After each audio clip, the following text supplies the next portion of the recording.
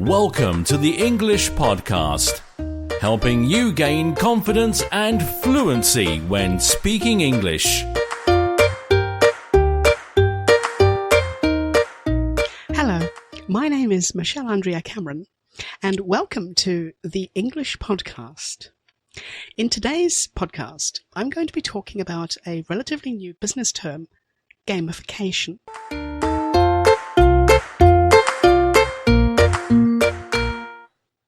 Over the last few weeks, I've been speaking to my business English students about gamification. Gamification is a new word that has entered the English language, probably over the last 15 years or so. In fact, none of my paper dictionaries have the word in it. I probably need to buy some new dictionaries because they might. But anyway, my dictionaries were published in about 2005 or 2006, and they don't include the word gamification. I did find a definition online with dictionary.com, and dictionary.com defines gamification as the process of turning an activity or task into a game or something resembling a game. They say that it's a noun, and they give an example of where it's used. They say teachers can use gamification to motivate their students. When we convert something into a game, that usually means that there must be a reason for playing the game. Some people like to collect points or badges. Other people just like to win. However we do that is really not relevant. What is relevant is that we are converting an activity into a game that people want to play. It helps to motivate them to achieve their tasks. There are two verbs that we could use, or that people often use when we think about gamification. The first verb is to game. The second verb is to gamify. Now, these two verbs do not mean the same thing. And when we're talking about gamification, we should not use the verb to game. When we use the verb to game, what we're really saying is that we're being dishonest and we're trying to get some advantage that other people can't have. We game the system, for example, which means that we have some sort of inside knowledge. And that inside knowledge allows us to benefit, whereas other people could not. That's gaming the system. Gamify, on the other hand, is the verb we use for the noun gamification. To gamify simply means the process of converting the activity into a game. I'd like to give you a couple of very simple examples of how we can understand gamification in a non-business context. One of the things that parents often do when their children don't want to eat their food is pretend the fork or the spoon is an aeroplane or a car or a ship or a helicopter or something like that. Have you ever noticed that when children don't want to eat their food, they'll often play with it by throwing it on the floor or throwing it against the walls? But this is a protest. It's not really a game, it's a protest. Parents, on the other hand, convert this into a real game by pretending that the child's mouth is the garage or the runway or the hangar or wherever it is that the ship or the aeroplane or the train or the car or the helicopter has to go. So my parents used to pretend that my food was actually a helicopter. And they actually used to make that noise as well. And of course, that's the helicopter sound, isn't it? So what would happen is that my parents would say, the helicopter's coming into land. And then the helicopter has landed. In my personal life as an adult, I like to play games with myself as well. I hate mopping my floors. The floors in my apartment have terracotta tiles on them. They're very difficult to mop. The reason they're very difficult to mop is because they get dirty so quickly. So I have to use very strong bleach, very strong disinfectant to clean my floors. So naturally, I don't like to do it very often. So the way that I motivate myself is by remembering the previous time I did it and to see whether I can improve on the pattern that I mop the floor in. So I might start in, for example, the bathroom, or I might start in the bedroom, or I might start in the living room. Now, the idea is for me to be able to mop all of the apartment so that by the time I finish, where I started from has already dried. And more importantly, hasn't just dried, but it's dried in a place where I would want to go to, so that I don't have to worry about stepping on the wet floor. I haven't yet figured out the perfect scenario or the perfect plan for mopping my floors. Probably I need to be an engineer to do that, but I'm not. Anyway, this is a game that I play with myself. And by playing this game, I managed to motivate myself to mop my floors. Do you do something similar in your life? Is there something that you do, some game that you play with yourself, with an activity that is normally boring, but by turning it into a game, it encourages you to play the game? Think about that, and in the next section, we're going to talk about gamification in business.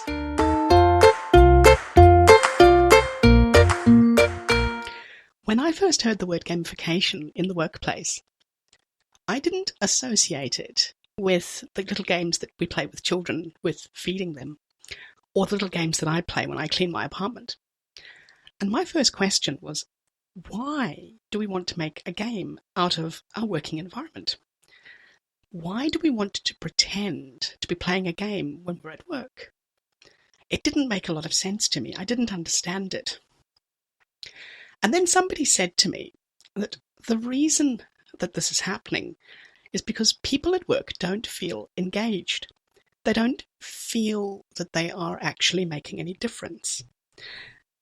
And it seemed that a lot of workers, a lot of people who have jobs, are not satisfied.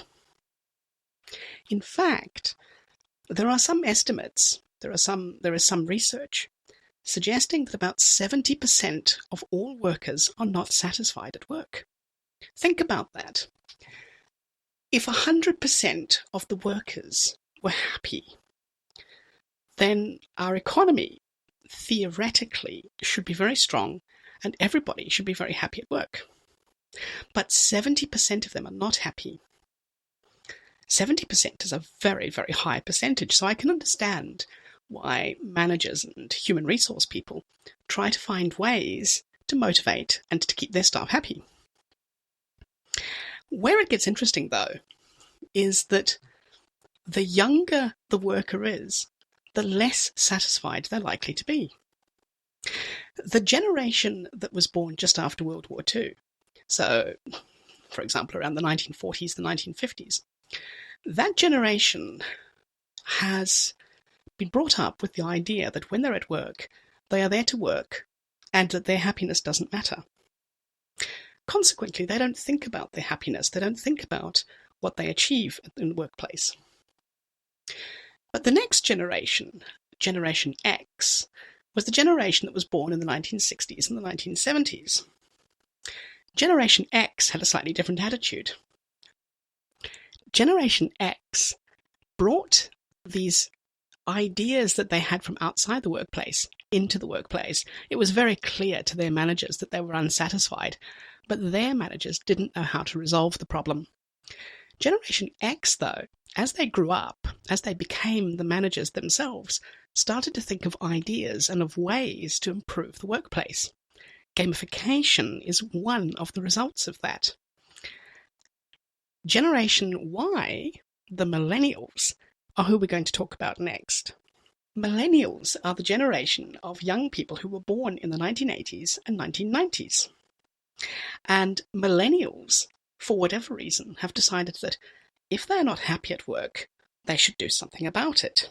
So these younger workers have been saying to themselves and to their bosses and to their colleagues, we're not happy, we don't feel satisfied at work. And these young workers do want to work. They do want to be the best that they can be, but they feel that the environment doesn't help them. Think about your own workplace. Do you feel happy at work? Do you feel satisfied at work? Now, an interesting thing has come out from that recruiters, human resource people, HR people have said, if the young people or if a lot of workers are not happy in the workplace, what can we do to make them happy? What can we do to motivate them? And so the companies that really want to be successful have been trying very hard to create new ways of motivating and encouraging their staff to be the best that they can be. Even before a person starts working for a company, there is this idea that gamification is going to be a part of it. Do you have a LinkedIn profile? Do you have a profile on a major job search website? Think about LinkedIn. When you join LinkedIn, the very first thing that you see is a little indicator that says that you have completed 0% of your profile or 10% of your profile. And then it sets up a series of steps for you to complete the rest of your profile. So think about that for a moment. LinkedIn is allowing you, or is encouraging you to play a game, or is motivating you to complete your profile by giving you the game mechanics that you would have in another game. So when you add a description about yourself, it adds 5% or 10% to your profile. When you add a photograph, it adds 10% or 15%. When you add some jobs, it adds another few percent. If you upload your CV, it adds another few percent. These are the sorts of things that motivate and encourage people to keep adding more information. And this is a game technique. This is a tactic used in games to encourage people to have the most complete profile possible. This is gamification. Now, one of the interesting things that has come out of gamification in the recruitment process is, I only have one example, a company called PricewaterhouseCoopers, which is an accounting company. They're a global accounting company with auditing functions and things like that. Now, PwC, PricewaterhouseCoopers, PwC, have created a recruitment game where they want the new recruits who join PwC to join together with other new recruits in a virtual game. And the virtual game is imagining that they're actually working for PwC and they have to solve business problems in teams. What PwC's HR department discovered after doing that was that the recruits who did the best in the workplace after they had been recruited were the ones who also did the best in the game. So PwC places a premium. They value, they respect the staff or the recruits who want to work for them and become staff. They respect those people more. They value them more if they have achieved good results in the recruitment game. And what they've actually said is that those particular recruits really stand out. Those recruits are often the ones who also go on to management roles within the company. So in the recruitment process, gamification is being used.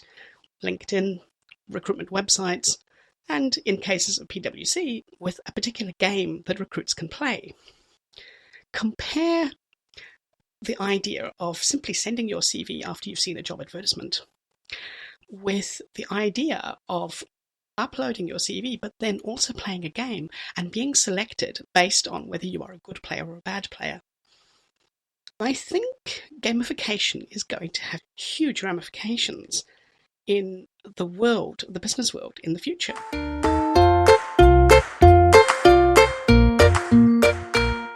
After the employee has been recruited, what are the different ways that we can use gamification to motivate our staff?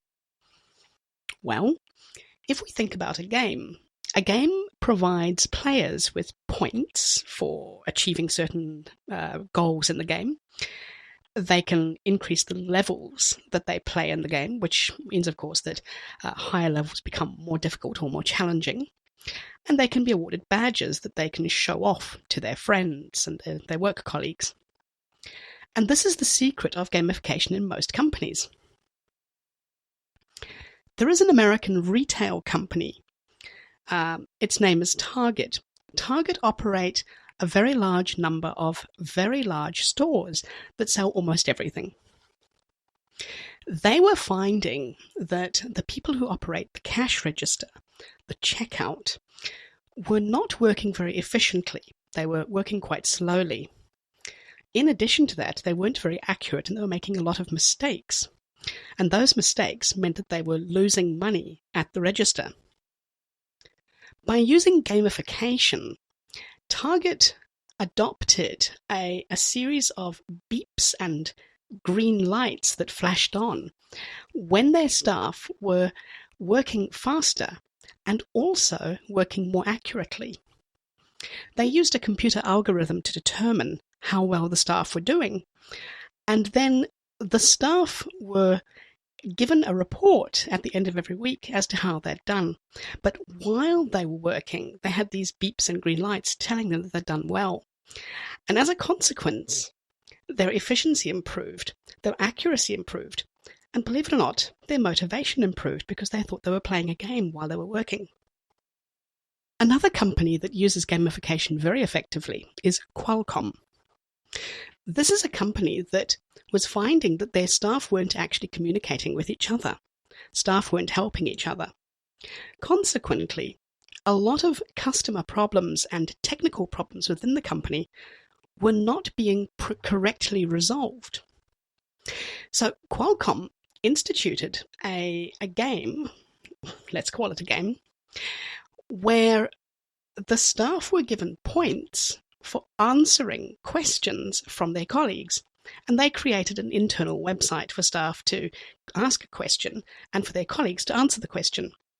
And the colleagues who answered the most questions and the most accurate questions were given more points.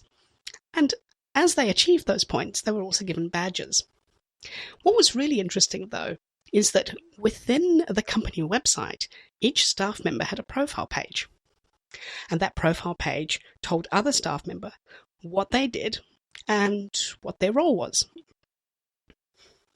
So you can imagine that when other staff look up their profile and see a staff member with all of those badges, they would know that that particular staff member is an expert.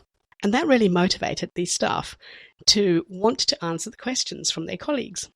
They wanted the badges, they wanted the recognition and the rewards that came from being considered an expert and to be respected by their colleagues. Another company that was very successful using gamification in their workplace is Zappos. Zappos at their head office had a very large number of people working there, but they didn't feel that their staff actually knew each other. They felt that their staff didn't know each other and as a consequence weren't working well together. So in the corporate website, every time one of their staff would log into the corporate website, they would be shown the photograph of another staff member. The task was to identify that person, to put a name to the face that they were seeing. Using this form of gamification, the staff members at Zappos were encouraged then, if they didn't know that person, to go and meet them, introduce themselves, and have a chat. This form of gamification didn't give points or rewards, but it did encourage people to get to know each other, and as a consequence, they worked better together. These are all examples of gamification in the workplace, and they demonstrate that gamification can work from an emotional point of view and a motivational point of view.